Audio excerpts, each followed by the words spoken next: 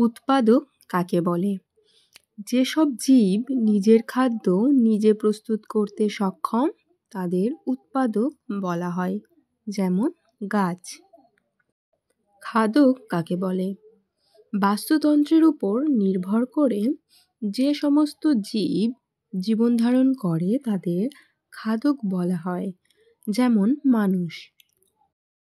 বাস্তুতন্ত্র বলতে কি বোঝো?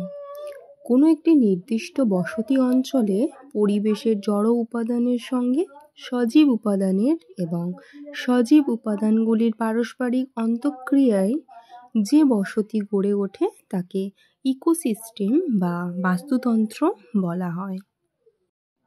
খাদ্য শৃঙ্খল বলতে কি বোঝো? উৎপাদক থেকে ক্রমপর্যায়ে খাদ্য-খাদক সম্পর্কযুক্ত বিভিন্ন প্রাণীগোষ্ঠীর মধ্যে খাদ্য শক্তির একমুখী প্রবাহের ক্রমিক পর্যায়কে খাদ্য শৃঙ্খল বলে।